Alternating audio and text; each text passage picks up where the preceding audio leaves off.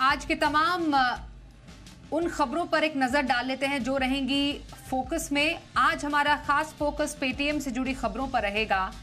आखिर कितना गहरा है पेटीएम का संकट, इसका हम करने जा रहे हैं गहरा विश्लेषण।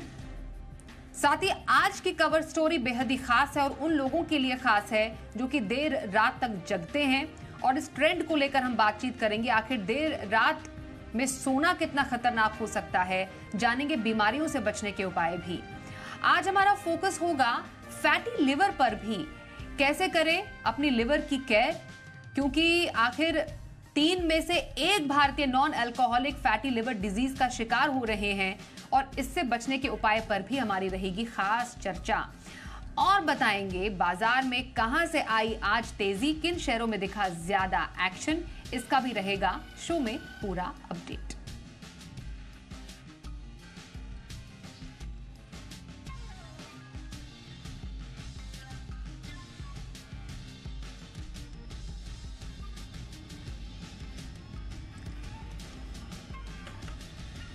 और आइए इस वक्त की बड़ी खबर से सबसे पहले बुलेटिन की शुरुआत करते हैं, और ये महाराष्ट्र की सियासत से जुड़ी हुई है। एनसीपी विवाद में चुनाव आयोग का बड़ा फैसला आया है, जिसमें शरद पवार को बड़ा झटका लगा है। आपको बताएं, शरद पवार को चुनाव आयोग ने बड़ा झटका दिया है। दरअसल अजीत पवार के पक्ष में चुनाव आयोग ने फैसला सुनाया है, और चुनाव आयोग ने माना है कि अजीत पवार गुट ही असली एनसीपी है। अजीत पवार गुट को एनसीपी का सिंबल दिया जाएगा। ये एक बहुत बड़ी जीत अजीत पवार गुट को है। वहीं शरद पवार के लिए एक बहुत बड़ा झटका। पार्टी में जब टूट हुई, चाचा भतीजा में जब टूट हुई, तो अजीत पवार एनसीपी से अलग हुए, और उसके बाद फिर वर्चस्व के साथ साथ असली पार्टी और चुनाव चिन्ह को लेकर लड़ाई भी आगे बढ़ी। और उसके बाद चुनाव आयोग को यह फैसला करना था, और जो फैसला आया वो फैसला अजीत पवार के पक्ष में आया है। अजीत पवार गुट ही असली एनसीपी मानी जाएगी। चुनाव आयोग ने अजीत पवार के पक्ष में फैसला सुनाया है। जी 24 तास के एडिटर नीलेश खरे इस वक्त हमारे साथ हैं। समझना चाहेंगे आखिरकार क्या मायने हैं इसके। नीलेश जी, बहुत स्वागत है आपका। महाराष्ट्र की सियासत में हर बार कुछ ना कुछ हम देखते हैं, एक मोड़ आ जाता है, और इस बार एक बड़ा झटका सबसे दिग्गज नेता रहे शरद पवार को मिला है चुनाव आयोग की तरफ से। मतलब असली पार्टी जो एनसीपी की है वो अब अजीत पवार की ही मानी जाएगी, और शरद पवार के पास से जो सिंबल है, चुनाव का सिंबल है एनसीपी का, वो भी गया। देखिए, पिछले 5 दशकों से 50 साल से महाराष्ट्र की और देश की राजनीति में शरद पवार सक्रिय रहे हैं, और उनके जीवन काल का यह सबसे बड़ा झटका होगा। उन्होंने कांग्रेस छोड़ी और उसके बाद एनसीपी की स्थापना 1999 में की गई। उसके बाद वो लगातार 15 साल सत्ता में रहे, और आज जिस प्रकार का चुनाव आयोग द्वारा झटका लगा है वो पवार परिवार के लिए सबसे बड़ा राजनीतिक झटका माना जा सकता है। पवार परिवार आज तक कभी बिखरा नहीं था, वो 6 महीने पहले बिखरता हुआ नजर आया, और आखिरकार आज चुनाव आयोग ने यह मोहर लगा दी कि अजीत पवार ही असली विरासतदार है जो कि एनसीपी को आगे लेकर चलेंगे। एनसीपी, नेशनलिस्ट कांग्रेस पार्टी, यह पार्टी अब अजीत पवार की होगी, और इतना ही नहीं, पार्टी का जो सिंबल है घड़ी, वो घड़ी भी अजीत पवार को दे दी गई है। इससे साफ है कि पार्टी पूरी तरीके से शरद पवार के हाथों छीन ली गई है, और वो अजीत पवार को दे दी गई है। इसके लिए कई सारे चीजों को लेकर पिछले 6 महीनों से सुनवाई हो रही थी। अब तक 10 बार सुनवाई हुई, और आखिरकार ये फैसला आया। पर जिस मौके पर यह फैसला आया है, महाराष्ट्र विधानसभा में भी इसी मुद्दे को लेकर सुनवाई चल रही है। सुप्रीम कोर्ट द्वारा जो निर्देश दिए गए थे 31 जनवरी तक यह सुनवाई खत्म होनी थी, पर उसके लिए अधिक तौर पर वक्त मांगा गया था, और वो वक्त जो है वो 14 फरवरी तक का मिला था। तो अब महाराष्ट्र विधानसभा के लिए भी और स्पीकर के लिए भी आसान हो गया है रेफरेंस पॉइंट्स को लेना।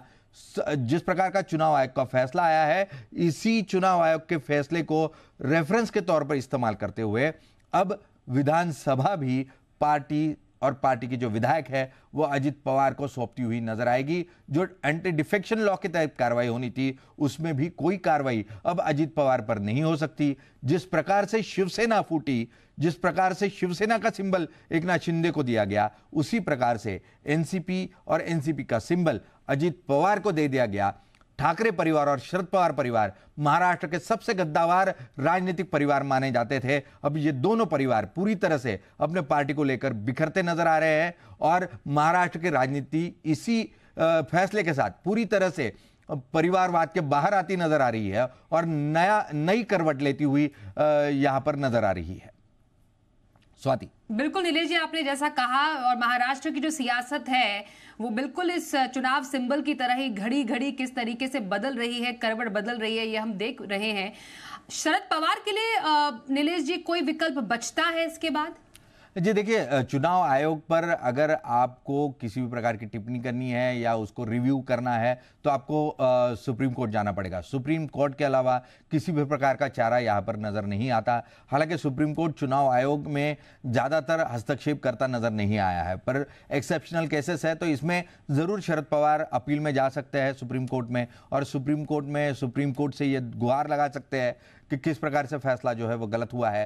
पर कई सारे ऐसे चीज़ें दिखाई गई अजित पवार गुट के द्वारा कि शरद पवार खुद अध्यक्ष के तौर पर मनोनीत रहे, उन्हें चुना नहीं गया, और जो चुनाव होना भी था वो चुनाव की प्रक्रिया नहीं हुई है। पिछले 2 से 3 सालों में ये चुनाव प्रक्रिया नहीं हुई। इसका कारण ये है कि शरद पवार खुद ही अध्यक्ष बने रहना चाहते थे और वो सिर्फ केयरटेकर प्रेसिडेंट थे, इसलिए उनका पार्टी पर किसी भी प्रकार का अधिकार नहीं है और पार्टी ने अजित पवार को चुना है। तो अब शरद पवार के लिए एक ही रास्ता बचा है, एक है सुप्रीम कोर्ट का और दूसरा जो कि सुप्रीम कोर्ट से भी सुप्रीम है और वो है जनता की अदालत। जनता की अदालत और सर्वोच्च न्यायालय, 2 ही जगह है जो रास्ता बच जाता है शरद पवार जी के लिए। बिल्कुल, और ये सियासत में ही हो सकता है जिस पार्टी को संजोया, जिसके लिए दशकों तक काम किया शरद पवार ने, अब वो पार्टी उनकी पार्टी नहीं रही और चुनाव आयोग ने जो फैसला सुनाया है उससे कद्दावर नेता शरद पवार को बड़ा झटका लगा ही है। अजीत पवार के गुट को ही असली एनसीपी माना है चुनाव आयोग ने, और जो पार्टी का सिंबल है घड़ी, वो भी अब अजीत पवार को ही जाएगा। बहुत धन्यवाद करेंगे नीलेश जी हमसे बातचीत करने के लिए। तो अब तक की ये महाराष्ट्र सियासत से जुड़ी हुई बड़ी खबर और बड़ी डेवलपमेंट पर हमने आपको ताजा अपडेट दिया। आइए अब आगे बढ़ते हैं और आज के हमारे शो के पोल का सवाल आपके सामने रखते हैं, क्योंकि इस सवाल का जवाब देकर आप इंडिया 360 डिग्री का हिस्सा बन सकते हैं। सवाल आज का हर किसी से जुड़ा हुआ है। सवाल यह है, क्या आप भी रोजाना देर रात तक जगते हैं? रात में आपके सोने का समय क्या है? 10 से 12 बजे के बीच या फिर रात को 12 बजे के बाद? आप अपना जवाब हमें दे सकते हैं। #India360 जरूर लिखिएगा और हमारे फेसबुक पेज जी बिजनेस पर, इंस्टाग्राम पेज जी बिजनेस ऑफिशियल पर आप अपनी राय हमें दे सकते हैं और हम आपको बताएं, आपकी राय हम अपने शो में जरूर शामिल करेंगे।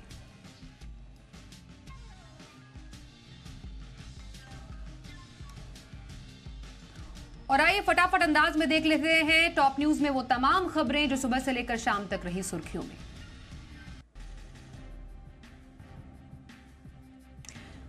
मनी लॉन्ड्रिंग से जुड़े मामले में आज ईडी ने दिल्ली में 12 से ज्यादा ठिकानों पर छापेमारी की। ईडी ने जिन नेताओं के ठिकानों पर छापेमारी की उनमें दिल्ली के सीएम अरविंद केजरीवाल के पर्सनल सेक्रेटरी बिभव कुमार और आम आदमी पार्टी सांसद एनडी गुप्ता भी शामिल हैं। साथ ही आम आदमी पार्टी के नेताओं और उनसे जुड़े लोगों के करीब 10 ठिकानों पर भी एजेंसी ने जांच की। गोवा के बाद उत्तराखंड समान नागरिक संहिता लागू करने वाला देश का दूसरा राज्य बन सकता है। आज उत्तराखंड विधानसभा में सीएम पुष्कर सिंह धामी ने यूसीसी बिल पेश कर दिया है। बिल पेश होने के बाद समर्थन में विधानसभा में जय श्री राम के नारे लगे।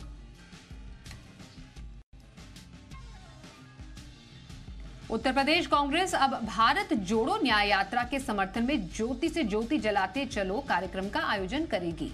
यूपी में राहुल गांधी की न्याय यात्रा के प्रवेश से पहले कांग्रेस ने बड़ा ऐलान किया है। राहुल की अगुवाई वाली भारत जोड़ो न्याय यात्रा 14 फरवरी को यूपी में प्रवेश करेगी।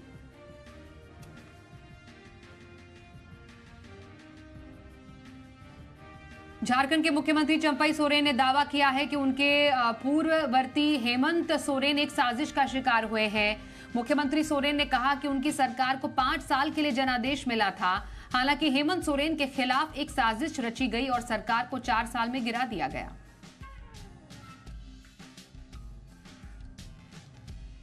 पेपर लीक करने वालों की अब खैर नहीं होगी। आज लोकसभा में सार्वजनिक परीक्षा विधेयक 2024 पास हो गया है। आपको बताएं, सोमवार को लोकसभा में प्रवेश परीक्षाओं में गड़बड़ी रोकने के लिए सार्वजनिक परीक्षा अनुचित साधनों की रोकथाम विधेयक पेश किया गया था।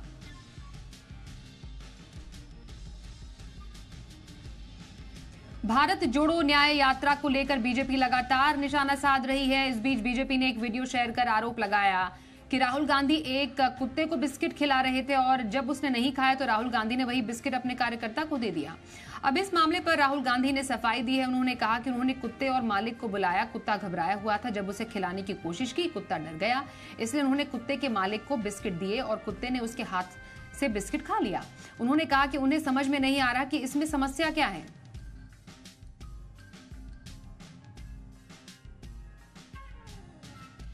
बिहार के बाहुबली नेता आनंद मोहन की रिहाई का मामला सुप्रीम कोर्ट पहुंच चुका है। कोर्ट ने आज मामले की सुनवाई करते हुए कहा कि आनंद मोहन हर 15 दिन में पुलिस थाने में हाजिरी लगाएंगे। इस मामले में सुप्रीम कोर्ट ने केंद्र सरकार से भी जवाब मांगा है। कोर्ट इस मामले की सुनवाई 27 फरवरी को करेगा।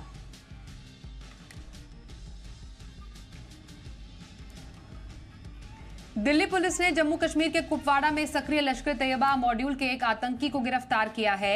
इसकी पहचान रियाज अहमद के रूप में हुई है। पुलिस ने बताया है कि रियाज आर्मी से रिटायर्ड जवान है। वो एलओसी के पार से गोला बारूद रिसीव करने का काम करता था।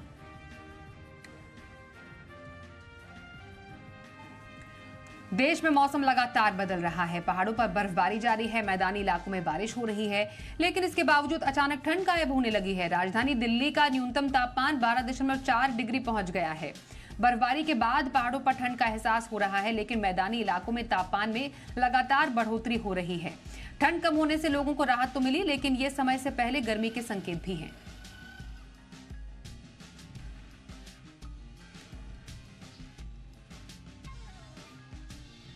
और अब बात कवर स्टोरीज की।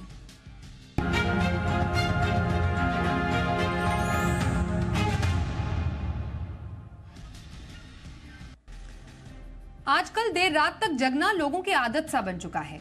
इसमें सबसे बड़ी भूमिका तो मोबाइल फोन की ही है। अगर आप भी इस आदत के शिकार हैं तो सावधान हो जाइए, क्योंकि ये आदत आपको बीमार बना सकती है।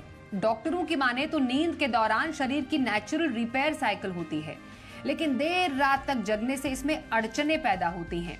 स्ट्रेस से लेकर मेंटल हेल्थ डिसऑर्डर जैसे एंजाइटी, डिप्रेशन और बाइपोलर डिसऑर्डर जैसी बीमारी से आप ग्रसित भी हो सकते हैं। आज हम बात करेंगे आखिर समय पर नींद क्यों जरूरी है। इस पर रहेगी खास चर्चा। पहले देखिए रिपोर्ट।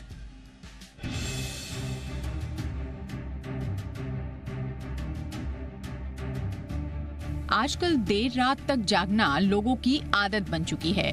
भले ही ये आदत रात में हमें कुछ पल के लिए शांति दे दे, लेकिन ये आपके स्वास्थ्य पर काफी बुरा असर डालती है। डॉक्टर्स के मुताबिक जब हम सोते नहीं हैं, तो नींद के दौरान जो शरीर की नेचुरल रिपेयर साइकिल होती है, उसमें अड़चनें आती हैं। देर रात सोने से कई बीमारियां हो सकती हैं। इसमें स्ट्रेस से लेकर पाचन से जुड़ी गड़बड़ी, मेंटल हेल्थ डिसऑर्डर जैसे एंजाइटी, डिप्रेशन और बाइपोलर डिसऑर्डर शामिल हैं। यही नहीं, आधी रात के बाद नियमित रूप से सोने से शरीर की सर्कैडियन रिदम बिगड़ जाती है। ऐसे में हमारे हार्मोनल सिस्टम अच्छे से काम नहीं करते। साथ ही पाचन के साथ साथ शरीर के तापमान में बदलाव होने लगता है। लंबे समय तक अगर आप देर से सोने वाले इस रूटीन को फॉलो करते हैं, तो इससे चीजों पर फोकस करने में समस्या आती है। साथ ही कुछ भी याद रखने में और मेंटल अलर्टनेस में परेशानी आती है। देर रात की नींद कॉर्टिसोल जैसे स्ट्रेस हार्मोन से जुड़ी हुई है। इससे स्ट्रेस, एंजाइटी और वजन बढ़ने की दिक्कतें आ सकती हैं। लगातार नींद की कमी से हमारा इम्यून सिस्टम भी कमजोर होने लगता है। आधी रात के बाद सोने से मेटाबॉलिज्म भी बाधित हो सकता है, जिससे संभावित रूप से वजन बढ़ सकता है, इंसुलिन रेजिस्टेंस हो सकता है और पाचन संबंधी मुश्किलें आ सकती हैं। अब ये भी जान लीजिए कि देर रात सोने से होने वाली बीमारियों से बचने के लिए आपको क्या करना चाहिए। हर दिन सोने का समय निर्धारित करें। इसकी मदद से आप अपनी स्लीप साइकिल ठीक कर सकते हैं। सोने से पहले ऐसी कोई एक्टिविटी करें जिससे आपका मन शांत रहे, जैसे कोई किताब पढ़ना, हल्की स्ट्रेचिंग या ध्यान, ताकि शरीर को संकेत दिया जा सके कि अब आराम करने का समय हो गया है। सोने से कम 1 घंटे पहले स्क्रीन से हट जाएं। खास तौर से ब्लू लाइट एमिट करने वाले इलेक्ट्रॉनिक सामान से दूर रहें। बेहतर नींद के लिए सोने से पहले हल्का, आसानी से पचने वाला खाना खाएं और सोने से पहले भारी भोजन न करें। ये कुछ ऐसी आदतें हैं जिसके जरिए आप अपनी स्लीप साइकिल को ठीक कर सकते हैं, साथ ही देर रात सोने से होने वाले नुकसान को कम कर सकते हैं। ब्यूरो रिपोर्ट, जी मीडिया। तो समय पर ना सोने के क्या नुकसान हैं, कैसे आप इसको ठीक कर सकते हैं, क्या किया जा सकता है, कैसे सुधारें अपना लाइफस्टाइल, इस पर चर्चा करते हैं। डॉक्टर विवेक नांगिया हमारे साथ है, हेड है pulmonology and sleep medicine, max hospital medicine. और डॉक्टर ज्योति कपूर हमारे साथ हैं, सीनियर साइकियाट्रिस्ट हैं मनस्थली से। दोनों ही एक्सपर्ट्स का बहुत धन्यवाद करते हैं आज के इस खास कार्यक्रम में शामिल होने के लिए। यूजुअली हम कहते हैं स्लीप लाइक अ बेबी। जब भी बच्चों को सोते हुए देखते हैं लगता है कि इसी तरीके से सोना चाहिए, लेकिन आजकल सोना ही एक ऐसी चीज है डॉक्टर विवेक जो लोगों को नसीब नहीं हो रही है। इतनी डिस्टर्ब है जैसे लोग काफी परेशान हैं। सर, क्या वजह है कि लोगों की नींदें उड़ चुकी हैं? देखिए, नींदें उड़ने के कई कारण हैं। एक तो प्रेशर्स, आजकल वर्क प्रेशर्स बहुत ज्यादा होते हैं, फिर पीयर प्रेशर्स होते हैं, लोग एक दूसरे से कंपटीशन में लगे हुए हैं कि इसके पास मेरे से ज्यादा कैसे है। फिर तीसरा जो है सोसाइटियल प्रेशर्स, जिसमें बच्चे ठीक से ग्रो कर रहे हैं कि नहीं कर रहे, बच्चों की परफॉर्मेंस कैसी है स्कूल में, कॉलेजेस में, वो लोगों का डेवलपमेंट कैसा चल रहा है।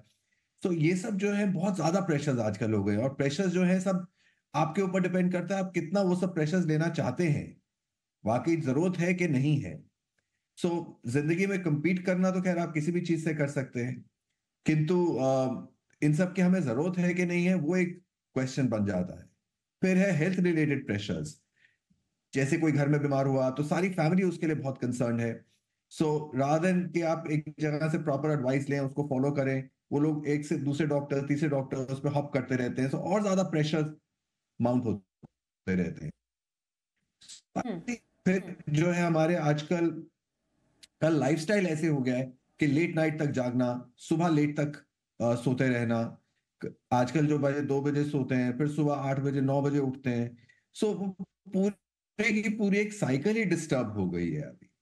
इन सबको जो प्रेशर्स की वजह से जो स्लीप आपकी डिस्टर्ब हो रही है पैटर्न, उसको करना बहुत ही मुश्किल हो गया है कि किस वजह से है, किंतु डेफिनेटली हम उसके इम्पैक्ट काफी देख रहे हैं आजकल, जो हेल्थ के ऊपर देखने को मिलते हैं। बिल्कुल, जैसा डॉक्टर विवेक आप कह रहे हैं कि स्ट्रेस लोगों के जिंदगी में काफी ज्यादा भर गया है, कंपटीशन है, और डेफिनेटली लाइफस्टाइल जो हमारा इतना कॉम्प्लिकेटेड हो गया है, वो कहीं ना कहीं जाकर जब आप एंड ऑफ द डे अपने बिस्तर पर या बेड पर लेटते हैं, वो तमाम चीजें आपके दिमाग में घूमने लगती हैं। वो कई बार स्लीपलेसनेस की तरफ आपको धकेल देती है। मैं यहाँ पर डॉक्टर ज्योति कपूर आपसे समझना चाहती हूँ, थोड़ा सा साइंटिफिकली अगर समझने की कोशिश करते हैं, अगर सर्केडियन रिदम कहा जाता है जिसमें हर एक हमारे दिन की क्रिया का एक समय होता है, और कहते हैं कि अगर आप समय पर वो काम ना करें तो आपकी बॉडी का जो रिदम है वो बिगड़ जाता है। इस रिदम के अकॉर्डिंगली क्या सही समय है सोने का, उठने का? स्लीप पे फोकस अब कर रहे हैं तो सही सोने का सही समय है क्या? Thank you Swati, and I am so glad कि हमने ये टॉपिक उठाया, क्योंकि मेजर प्रॉब्लम्स आजकल स्लीप रिलेटेड हैं, और हम जानते हैं कि हमारा लाइफस्टाइल जो है उसमें खाना पीना, स्लीप और हमारी फिजिकल एक्टिविटी, ये 3 अहम चीज़ें हैं। अब स्लीप के लिए हम जानते हैं कि सोने के लिए सोना या जगना, ये सर्केडियन रिदम का जो हिस्सा है, ये इवोल्यूशनरी तौर पे हमारे प्लैनेट की ओरिएंटेशन के हिसाब से बना है। मतलब कि जब सूर्य उदित होता है, जब लाइट आती है, तो हर एनिमल, हर ह्यूमन बीइंग एक्टिव होता है, और जब लाइट चली जाती है तो वो स्लीप में जाने लगता है। तो जो हमारा बॉडी का सर्केडियन रिदम है, उसका जो सेंट्रल क्लॉक है, जिसको सुप्राकियास्मेटिक न्यूक्लियस भी बोलते हैं, वो लाइट से एक्टिवेट होता है। मतलब कि जब रोशनी रेटिना के थ्रू पड़ेगी तो मेलाटोनिन नाम का केमिकल जो है वो इनहिबिट हो जाएगा और हम एक्टिवेट हो जाएंगे, और जब लाइट चली जाएगी तो वो डिसइनहिबिट हो जाएगा और हमें नींद आने लग जाएगी। अब इंडस्ट्रियलाइजेशन के दौरान, और जो इतना ज्यादा हमारा माहौल ऐसा बन चुका है कि रोशनी के लिए आपको सूर्य की रोशनी पे डिपेंडेंट नहीं होना पड़ता है, तो वो रोशनी जो है वो हमारी आंखों में 24 घंटे पड़ सकती है अगर हमने लाइट्स ऑन कर रखी हैं। तो उससे क्या होता है कि हमारा जो मेलाटोनिन है वो इनहिबिट नहीं होता है, और उसके चलते जो है हम सो नहीं पाते हैं। और जो मेजर प्रॉब्लम आ गई है आज की डेट में, एक तो देखिए सामाजिक बात है कि जैसे हमने स्ट्रेस की बात की और हमने कंपटीशन की बात की, कि हमें बहुत बचपन से कहीं ना कहीं लगता है कि अगर हम मेहनत कर रहे हैं, जाग रहे हैं, पढ़ाई कर रहे हैं या ऑफिस का काम कर रहे हैं तो बहुत अच्छी बात है। लेकिन उसके चलते क्या होता है कि हमने लाइट्स ऑन कर रखी हैं, तो हमारा जो सर्केडियन रिदम है वो डिस्टर्ब हो रहा है, मेलाटोनिन को जब इनहिबिट होना चाहिए वो नहीं हो रहा है, और हमें हमारी बॉडी को रेस्ट नहीं मिल रहा है। दूसरी बात है, स्लीप के दौरान हमारे ब्रेन का एक सिस्टम होता है जो टॉक्सिन्स रिमूव करता है, जिसे ग्लिम्फेटिक सिस्टम बोलते हैं, वो स्लीप में ही एक्टिवेट होता है। तो उससे क्या है, टॉक्सिन्स जो हैं ब्रेन के वो बाहर निकलते हैं और ब्रेन जो है वो रिवाइव होता है। वो चीज हमारी जो है हैम्पर हो रही होती है। तीसरी चीज, जो ये सेंट्रल क्लॉक है, इसका कनेक्शन है बॉडी की पेरिफेरल क्लॉक से। पेरिफेरल क्लॉक का मतलब है कि जो हमारे हॉर्मोन्स हैं, जो दूसरे फिजियोलॉजिकल फंक्शंस हैं, ये सब भी जो हैं ये उस क्लॉक से कनेक्टेड है। तो अगर वो डिस्टर्ब हुई तो बॉडी का सारा सिस्टम डिस्टर्ब हुआ। तो आजकल हम देख रहे हैं कि कितने हार्मोनल डिस्टर्बेंसेस हैं, चाहे वो थायराइड है, चाहे वो डायबिटीज है, चाहे वो ओबेसिटी जैसी प्रॉब्लम है। These are all linked to sleep disturbances, because क्योंकि एक सीधा सीधा रासायनिक, एक सीधा सीधा केमिकल कनेक्शन है इन सब के साथ, और वो इम्पैक्ट हम आज की डेट में देख रहे हैं।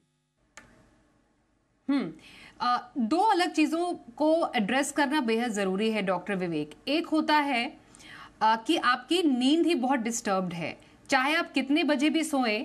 कई लोग ऐसे होते हैं सर, वो चाहे रात को 3 बजे भी सोएं या 2 बजे भी सोएं, माने सुबह 9 बजे भी उठ जाएं या 6 बजे भी उठ जाएं, उनको कंटिन्यूस नींद आती है और वो अपनी नींद पूरी कर लेते हैं। कई ऐसे लोग भी होते हैं जो कहते हैं कि हमारी नींद पूरी होती नहीं क्योंकि हमारी नींद ही डिस्टर्ब रहती है। ये जो दो अलग अलग सिचुएशन से किस वजह से होते हैं और कैसे पहचाने कि हमें नींद एक पर्टिकुलर रीजन की वजह से आ रही है या फिर ये वाकई एक डिसऑर्डर में तब्दील हो चुका है? जी, बहुत अच्छा सवाल पूछा आपने। तो स्वाति जी, बेसिकली 2 प्रकार के डिसऑर्डर्स माने जाते हैं। एक होता है कि ऑनसेट ऑफ स्लीप में प्रॉब्लम है, कि आप बेड में लेटते हैं, आपको नींद ही नहीं आती, आप करवट लेते रहते हैं, कभी दाएं कभी बाएं, रेस्टलेस रहते हैं सारी रात। सो उसको इंसोम्निया कहते हैं, जिसमें ऑनसेट की प्रॉब्लम हो रही है कि आपको लेटने के बाद नींद नहीं आती। दूसरी प्रॉब्लम होती है जिसको हम कहते हैं कि स्लीप रिलेटेड ब्रीदिंग डिसऑर्डर, जिसमें नींद तो आ जाती है किंतु वो नींद पूरी डिस्टर्ब रहती है। वो आप चाहे 6 घंटे सोए या 8 घंटे सोए हुए हो, उसके बाद भी आपकी जो है कभी फ्रेश फीलिंग नहीं आती है। और रात को जब सो रहे होते हैं उसमें आप कॉन्स्टेंटली एक तो स्नोरिंग या खर्राटे खूब ले रहे होते हैं, दूसरा बिस्तर में टॉस एंड टर्न कर रहे होते हैं, कभी राइट कभी लेफ्ट, बीच बीच में यूरिन पास करने के लिए भी उठते हैं। कुछ लोगों की तो इतनी सिवियर प्रॉब्लम होती है कि सांस की नली बिल्कुल चोक हो जाती है और उनको ऐसा लगता है जैसे गले में एक फंदा सा लग गया हो, तो सोते सोते बीच में उठ के बैठ जाते हैं और थोड़ी देर बाद फिर सो जाते हैं वापस। ऐसे लोग जब सुबह उठते हैं तो कभी भी फ्रेश नहीं उठते हैं, यूजुअली हैवी हेड होता है उनका, उनको लगता है कि थोड़ी देर और सो लें, और दिन भर भी डिस्टर्ब रहते हैं। दिन में भी नींद आती रहती है उनको, बैठे बैठे सो जाते हैं, मीटिंग में सो जाते हैं, व्हीकल चलाते चलाते सो जाते हैं, फैक्ट्रीज में जो काम करते हैं वहां पे मशीन्स पे कई बार लोग सो गए हैं और एक्सीडेंट्स हो गए हैं। सो ये 2 अलग अलग प्रॉब्लम्स हैं जिनको 2 अलग अलग वेज से डायग्नोस जाता है, एक इंसोम्निया और दूसरा sleep related breathing disorders. Sleep वो होता है ऑब्स्ट्रक्टिव स्लीप। ओके, तो आप इंसोम्निया सर कह रहे हैं और दूसरा स्लीप डिसऑर्डर। मैं आपके पास फिर से आती हूँ, थोड़ा कनेक्शन इशू है, उसको थोड़ा दुरुस्त करते हैं, इस पर और डिटेल लेते हैं। लेकिन इसको ठीक कैसे किया जाए डॉक्टर ज्योति? जैसा हम अपने पैकेज में भी दिखा रहे थे, अपनी रिपोर्ट में दिखा रहे थे कि अब लोगों की आदत हो गई सोने से पहले मोबाइल देखते रहते हैं या टीवी देखते हैं, बेसिकली अपने माइंड को ओवर स्टिमुलेट कर देते हैं। तो अच्छी नींद के लिए कौन सी हैबिट्स अपनाना जरूरी है? Very important question Swati. और जैसे कि अभी डॉक्टर विवेक भी बोल रहे थे कि लोग ऐसे दो प्रकार के हैं जिनको एक तो सोने में दिक्कत आ रही है इनिशिएशन में और दूसरा मेंटेनेंस में आ रही है। तो जो फिजिकल प्रॉब्लम्स हैं वो अलग हैं कि आपको स्लीप एपनिया है या ऑब्स्ट्रक्टिव स्लीप एपनिया है। मेन चीज है कि हम जब बेड में जाते हैं सोने के लिए तो क्या हम रेडी हैं सोने के लिए? जैसे उठने के लिए हमारा माइंड को रेडी होना होता है कि हमें उठना है, वैसे सोने के लिए रेडी होना होता है। और एक इम्पॉर्टेंट बात यहाँ पे है कि अगर आप इस बात को जानते हो कि सुबह 4 से 5 के बीच में हमारा कॉर्टिसोल हार्मोन जो है वो एक्टिवेट होता है। कॉर्टिसोल क्या है? इसको हम स्ट्रेस केमिकल के नाम से जानते हैं। तो अगर हम स्ट्रेस में हैं, तनाव में हैं, हम बहुत सोच रहे हैं, हमें कोई चीज प्रॉब्लम दे रही है, या हम ऐसा कोई मटेरियल देख रहे हैं या पढ़ रहे हैं जो कि स्ट्रेस प्रोड्यूस करता है या स्टिमुलेट करता है, एक्साइट करता है, तो उससे कॉर्टिसोल बढ़ता है। अब जब कॉर्टिसोल बढ़ेगा तो ऑब्वियसली आपके नर्वस सिस्टम को लगेगा कि ये एक स्ट्रेसफुल सिचुएशन है और स्ट्रेसफुल सिचुएशन में मुझे अलर्ट रहना है, मुझे सोना नहीं है। तो नेचुरली आपकी जो नींद है वो डिस्टर्ब होने लग जाती है। दूसरी बात यह है कि जब आप मोबाइल फोन यूज करते हैं और या फिर कोई भी इलेक्ट्रॉनिक गैजेट यूज करते हैं तो ब्लू वेवलेंथ उसमें से आती है, वो आपके मेलाटोनिन को वापस से सप्रेस कर देती है, वो एक्टिवेट नहीं होता है। So what we need to do is primarily one, create a mindset कि मुझे अब सोना है। तो ये चीज करने के लिए हम यूजुअली स्लीप हाइजीन या स्लीप रिचुअल की बात करते हैं, जिसका मकसद ये होता है एक तरीके से अपने मन को ये मैसेज देना कि अब मैंने रिलैक्स होना है, अब मेरा सोना है, मेरा डे टाइम खत्म हो गया। विच मीन्स कि सोने से घंटा पहले आपने अपने आप को रेडी करना शुरू करना है, आपने अपने इलेक्ट्रॉनिक गैजेट्स बंद करने हैं, आपने अपना कोई बेड टाइम रिचुअल आप फॉलो कर सकते हैं, आपने फेस वॉश करना है, मॉइस्चराइजर लगाना है, अपने हाथ पांव को मसाज करना है, कुछ भी आप कर सकते हैं। उसके अलावा आप कोई जर्नलिंग कर सकते हैं, डायरी लिख सकते हैं जिसमें आप डे टाइम की थॉट्स को उसमें डाल सकते हैं। तीसरा, आप ब्रीदिंग या मेडिटेशन कर सकते हैं ताकि आपका मन रिलैक्स हो। कई बार लोग आके कहते हैं कि हमने बहुत एक्सरसाइज की, हम बहुत एक्टिव हैं तो हम सो जाएंगे। वो बिल्कुल गलत है, बिकॉज अगर आपने सोने के 1 घंटे के दौरान में हैवी एक्सरसाइज की है तो आप एक्टिवेटेड होगे, आप सो नहीं पाओगे। सो इसके लिए वार्म वाटर बाथ लेना या पैरों को वार्म वाटर में सोक करना, ये भी वो एक्टिविटीज हैं जो कि आप यूज कर सकते हैं अपने आप को रिलैक्स करने के लिए। फाइनली ये बहुत इंपॉर्टेंट है, जो आज की जनरेशन का वो मेजर प्रॉब्लम है कि नींद नहीं आ रही होती है तो हम अपना मोबाइल ऑन करके स्क्रॉल करने लग जाते हैं। And that is the worst thing that we can do, because हम ये सिग्नल दिमाग को दे रहे हैं कि अभी हम सोने के लिए रेडी नहीं है, बिकॉज हमने अपने मेलाटोनिन को सप्रेस कर दिया वापस। तो मोबाइल फोन या किसी भी ऐसी चीज को यूज नहीं करना है। आप किताब पढ़ सकते हैं पर ऐसा मटेरियल चूज करें बहुत थ्रिलर या एक्साइटिंग टाइप का ना हो, और लाइट पीछे से आए, मतलब कि लैंप पीछे की तरफ हो और वो लाइट पे पड़े। आप कोई कामिंग म्यूजिक सुन सकते हैं। तो ये वो सारी चीजें हैं जो कि स्लीप हाइजीन के दौरान होती हैं। और दूसरी एक इम्पॉर्टेंट चीज है कि आपने जब सोना है तो हो सकता है आपको नींद प्रॉपर ना आए, लेकिन अपने उठने का समय जो है वो फिक्स्ड रखें। उससे क्या होता है, सपोज आप अगर नहीं सोए हैं तो एक स्लीप डेप्थ बिल्ड होता है, और जब आप सुबह उसी टाइम डेली उठते हैं तो आप नाइट में टाइम से सो भी सकते हैं। सो ये कुछ जैसा बता रही हैं डॉक्टर ज्योति कि एक स्लीप हाइजीन बनाने की जरूरत है। एक ही टाइम पर रोज सोना, एक ही टाइम पर जगना, और गैजेट का कम से कम इस्तेमाल करना, जो आपके माइंड को रिलैक्स करें, वो सब एक्टिविटीज आपको करने की जरूरत है। हमने दर्शकों से सवाल पूछा था, हमारे पोल का सवाल था कि आप भी रोजाना देर रात तक जगते हैं, रात में आपके सोने का समय क्या है? 2 ऑप्शंस हमने दिए थे, 10 से 12 बजे या फिर 12 बजे के बाद और भी लेट आप सोते हैं। 74% हमारे जो पोल में जितने भी हमारे दर्शक शामिल हुए उन्होंने कहा कि 10 से 12 बजे के बीच सोते हैं, और 26% ऐसे लोग हैं जो 12 बजे के बाद सोते हैं। और कई व्यूअर्स ने तो हमें कमेंट्स भी भेजा है कि आखिरकार क्या वजह है कि वो इतना देरी से सोते हैं, और उनका क्या मानना है कि किस वजह से वो अपना जो स्लीप पैटर्न है वो वैसे अपना रहे हैं, क्योंकि समझना बेहद ज़रूरी है कि अगर आप देर से सो रहे हैं तो आपको कितने तरीके की क्या परेशानियां हो रही हैं।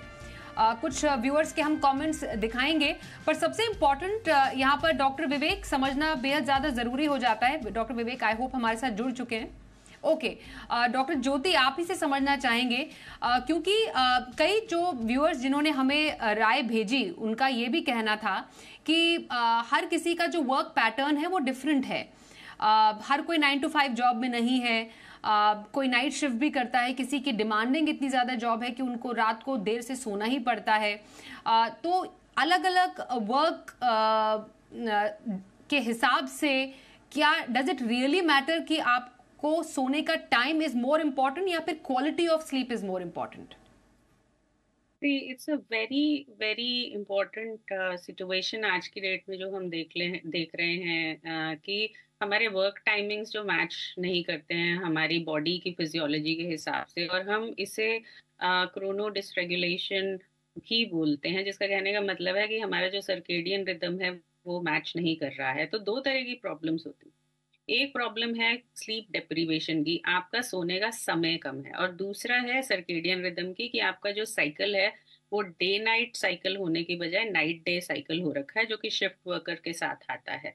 तो it's very important to understand पहली बात कि हमारी स्लीप की जो ड्यूरेशन है वो बहुत इंपॉर्टेंट है। तो ये देखा गया है रिसर्च में कि 6 घंटे से कम जो लोग सोते हैं उनमें lifestyle related diseases, cardiac diseases, metabolic diseases ज्यादा होती हैं, मेंटल हेल्थ रिलेटेड इश्यूज उनमें ज्यादा होते हैं। तो यदि ऐसी सिचुएशन है जिसमें आपका सर्केडियन रिदम नहीं मैच हो पा रहा है प्रॉपरली, तो उस केस में एटलीस्ट आपकी स्लीप ड्यूरेशन जो है वो 6 से 8 घंटे की होनी चाहिए।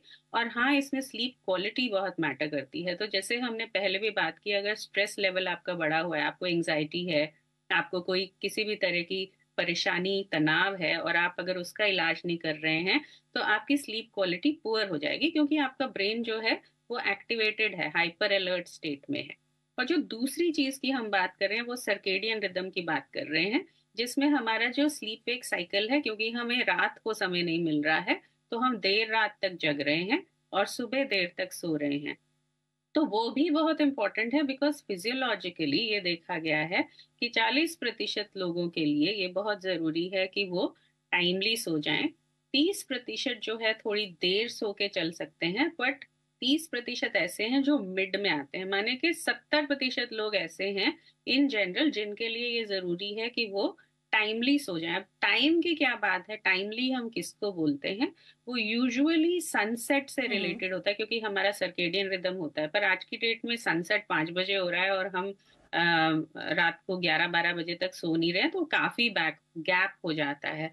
तो जितना हो सके क्लोज टू सनसेट आप सो पाएंगे और क्लोज टू सनराइज आप उठ पाएंगे, वो आपकी बॉडी क्लॉक के लिए बहुत ही ज्यादा अहम है। तो अगर आपका टाइम शेड्यूल ऐसा है कि आपकी 12 बजे तक आपकी कॉल्स चलती हैं, आपकी शिफ्ट ऐसी है, तो ट्राई टू स्लीप बाय 12:30 और 1। Do not delay to 3 in the morning, क्योंकि दिन में मेरा काम लेट शुरू होगा। और एक बहुत अहम पार्ट यहाँ पे है जिसको हम गट ब्रेन एक्सेस से जोड़ते हैं, जो कि बहुत इंपॉर्टेंट है, खाने पीने से संबंधित है। तो जब हम लाइफस्टाइल की बात कर रहे हैं, हम स्लीप की, एक्टिविटी की और डाइट की बात कर रहे हैं, तो बहुत लोग ये नहीं जानते हैं कि हमारे जो खाने पीने का समय है वो बहुत ज्यादा इम्पोर्टेंट है हमारी मेंटल हेल्थ के लिए भी। इसको हम न्यूट्रिशनल साइकाइट्री के अंडर देखते हैं, और इसमें एक एलिमेंट है क्रोनो न्यूट्रिशन भी बोलते हैं उसको। कहने का मतलब है कि यदि आपके खाने पीने का समय जो है वो लिमिटेड नहीं होगा, सोने से बहुत पहले होगा या लेट नाइट होगा, तो वो जो है वो आपके माइक्रोबायोम को, मतलब आपके खाना और सोने के बीच में, जैसा डॉक्टर ज्योति आप कह रही हैं कि एक प्रॉपर एक आपको स्पेसिंग रखने की जरूरत है। और अगर सोने से पहले बहुत भारी खाएंगे तो आपको वैसे भी सोने में दिक्कत हो सकती है। ये मेडिकल प्रैक्टिशनर्स भी काफी लगातार कहते हैं, जिसका जिक्र डॉक्टर ज्योति भी कह रही हैं।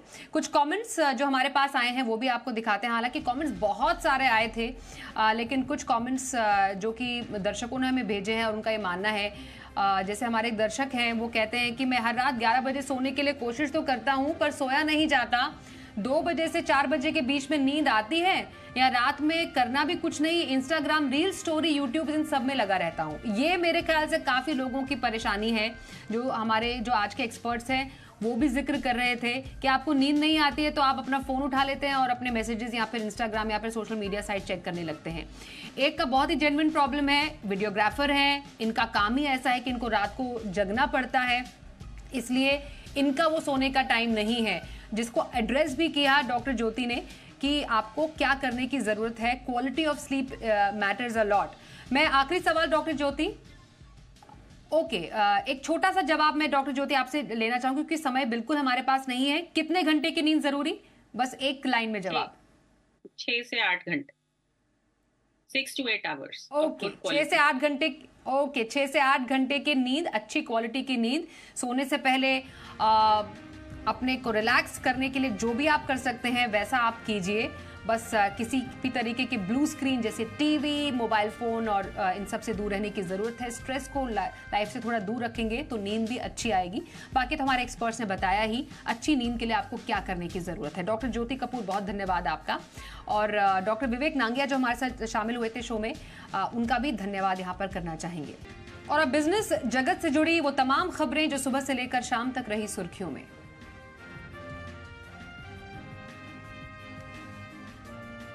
टाटा ग्रुप की कंपनी टीसीएस का शेयर आज कारोबार के दौरान 4,149 रुपए के रिकॉर्ड स्तर पर पहुंच गया। इस तेजी के साथ ही टीसीएस का कुल मार्केट कैप 15 लाख करोड़ को पार कर गया। टीसीएस 15 लाख करोड़ रुपए के मार्केट कैपिटलाइजेशन को पार करने वाली देश की दूसरी कंपनी बन गई है। मार्केट बंद होने के समय टीसीएस का शेयर थोड़ा नीचे आया और ये 4,136 के भाव पर बंद हुआ। इसके साथ ही आज टाटा ग्रुप का मार्केट कैपिटलाइजेशन 30 लाख करोड़ के पार निकल गया। टाटा ग्रुप ने ये उपलब्धि TCS, Tata Motors, Tata power और इंडियन होटल्स के मजबूत प्रदर्शन के दम पर हासिल की है। नायका ने दिसंबर तिमाही के नतीजों का ऐलान कर दिया है। त्योहार और शादी सीजन के दौरान मजबूत डिमांड के चलते कंपनी ने शानदार मुनाफा दर्ज किया है। सालाना आधार पर कंपनी का मुनाफा डबल होकर 16 करोड़ रुपए रहा। पिछले साल इसी दौरान कंपनी का मुनाफा 8 करोड़ रुपए रहा था। इसके साथ ही कंपनी की रेवेन्यू सालाना आधार पर 22% बढ़कर 1,779 करोड़ रुपए रही। सालाना आधार पर कंपनी का मार्जिन 5.3% से बढ़कर 5.5% रहा।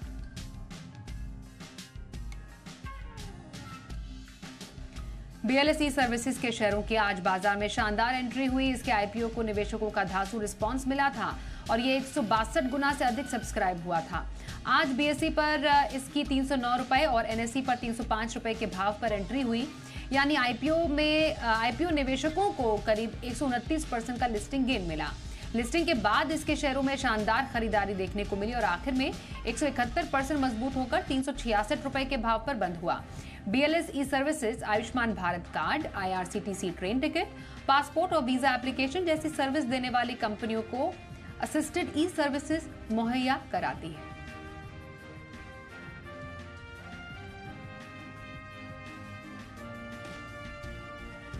बेंगलुरु हेडक्वार्टर वाले जना स्मॉल फाइनेंस का आईपीओ कल यानी 7 फरवरी से खुलने जा रहा है। बैंक ने आईपीओ का प्राइस बैंड 393 से 414 रुपए प्रति शेयर तय किया है। आईपीओ के लिए लॉट साइज 36 शेयरों का है, यानी रिटेल निवेशकों को कम से कम 14,904 रुपए लगाने होंगे। आईपीओ के लिए 9 फरवरी तक बोली लगाई जा सकेगी।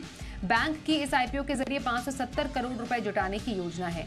2006 में बेंगलुरु में जनलक्ष्मी फाइनेंशियल सर्विसेज के नाम से इसकी शुरुआत हुई थी। 28 मार्च 2018 से स्मॉल फाइनेंस बैंक के तौर पर इसने काम शुरू किया था।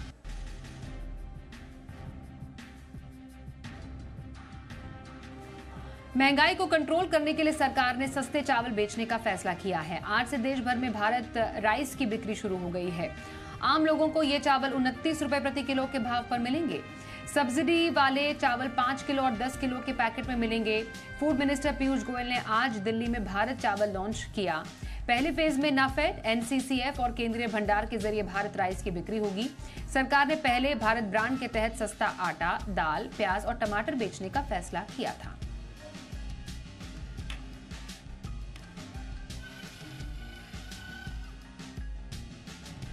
और अब हादसे की खबर जिसने आज चारों ओर हाहाकार मचा दिया। मध्य प्रदेश के हरदा में एक पटाखा फैक्ट्री में जोरदार धमाका हुआ।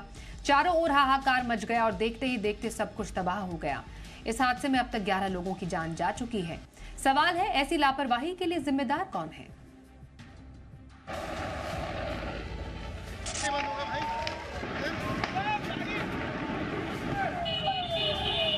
हरदा की पटाखा फैक्ट्री, किसी ने भी अंदाजा नहीं लगाया होगा कि यहां इस तरह की तबाही मच सकती है।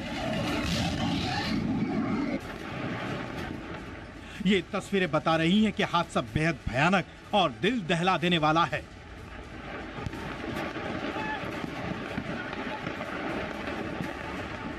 सैकड़ों लोग इस हादसे में घायल हुए हैं, जबकि कई लोगों की जीवन लीला समाप्त हो गई।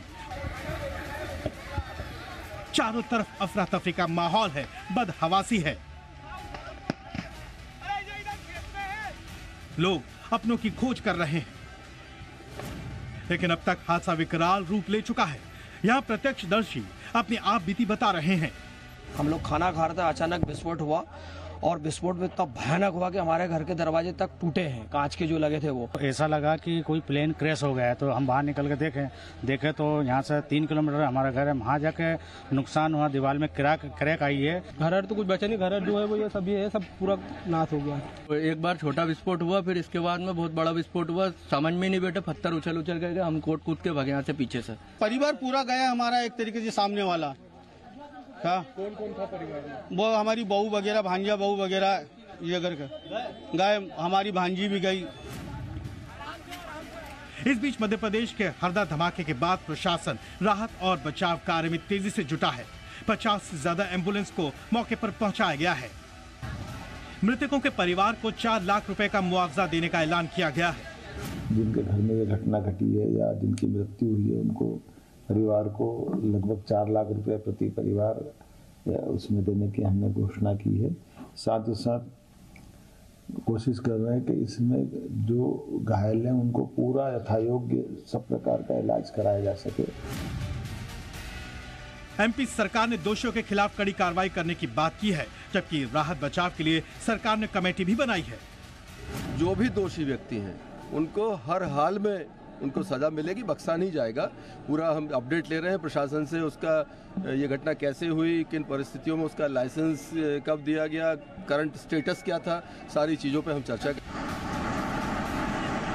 सवाल यह है कि इस पटाखा फैक्ट्री में हुए धमाके के पीछे जिम्मेदार कौन है? ब्यूरो रिपोर्ट, जी मीडिया। दुनिया में फुटबॉल का संचालन करने वाली संस्था फीफा ने 2026 के लिए फुटबॉल वर्ल्ड कप के शेड्यूल का ऐलान कर दिया है। फीफा वर्ल्ड कप 2026 3 देशों में होगा और ये देश हैं अमेरिका, मेक्सिको और कनाडा।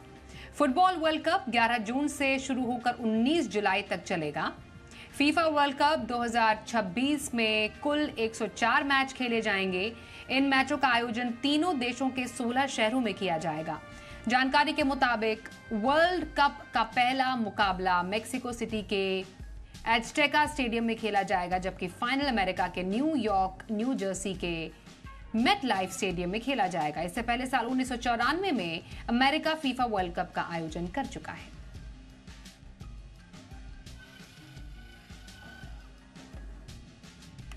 क्या आपको मालूम है कि हर 3 में से एक भारतीय non alcoholic fatty liver disease का शिकार है? अब तो युवा और बच्चे भी इस बीमारी की चपेट में तेजी से आ रहे हैं। दरअसल फैट की मात्रा का लिवर के वजन का 5% से अधिक हो जाना फैटी लिवर कहलाता है। इससे मोटापा, डायबिटीज जैसी बीमारियों का खतरा बढ़ जाता है।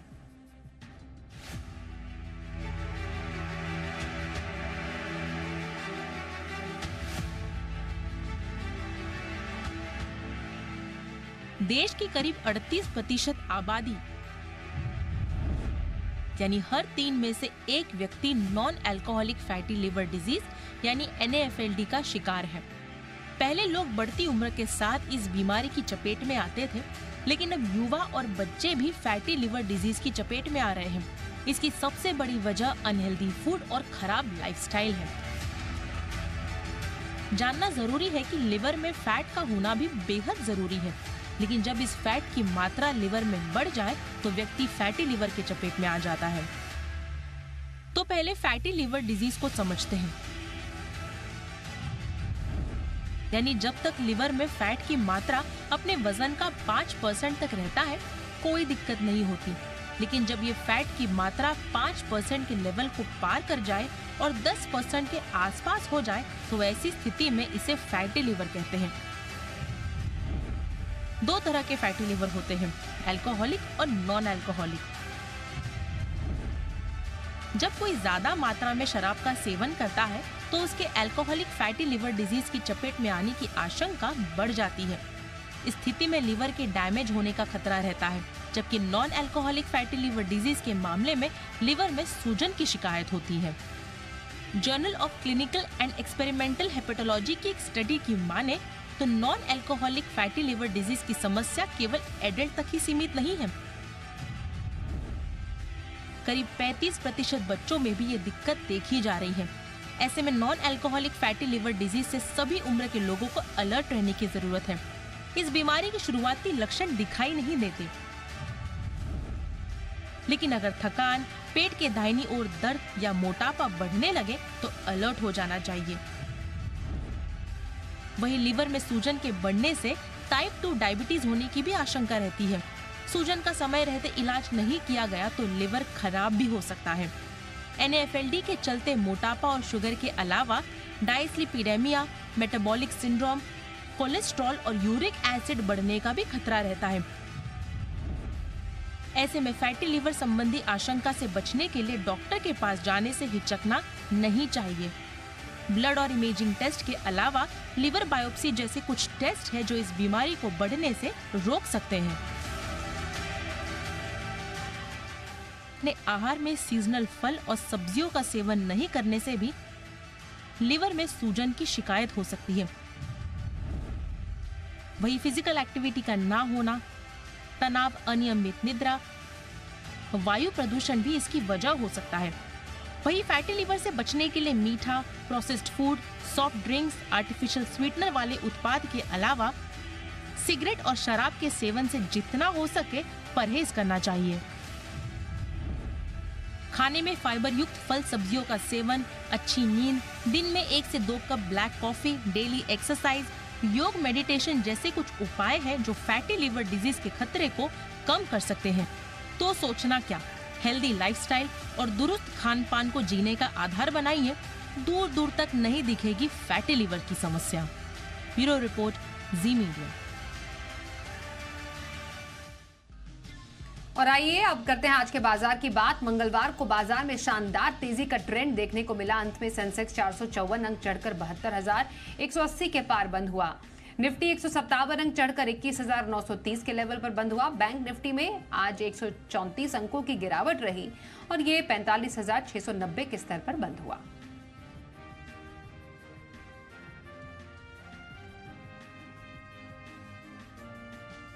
एपीजे सुरेंद्र पार्क होटल्स के आईपीओ का आज दूसरा दिन है। अब तक आईपीओ को अच्छा रिस्पांस मिला है।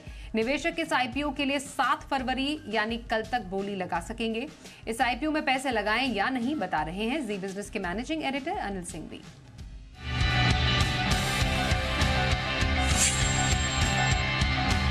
मैनेजमेंट बहुत एक्सपीरियंस है, 55 साल का एक्सपीरियंस इस बिजनेस का है।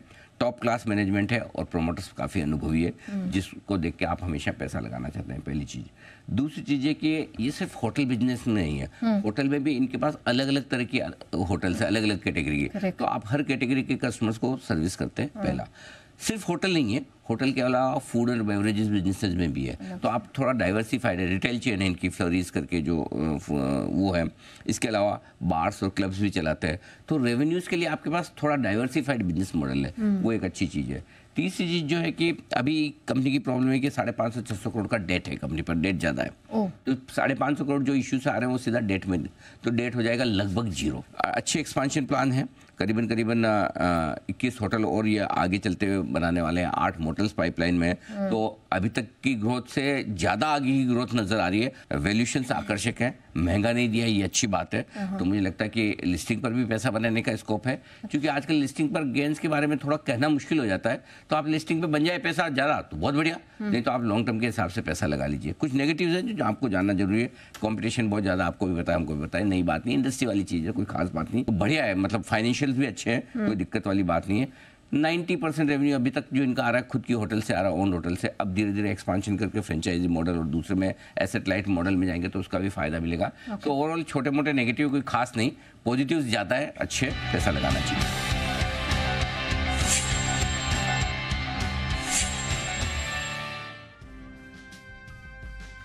इंडिया 360 डिग्री में आज के लिए बस इतना ही। वक्त एक ब्रेक का हो गया है, पर खबरें आगे भी जारी रहेंगी। देखते रहिए जी बिजनेस।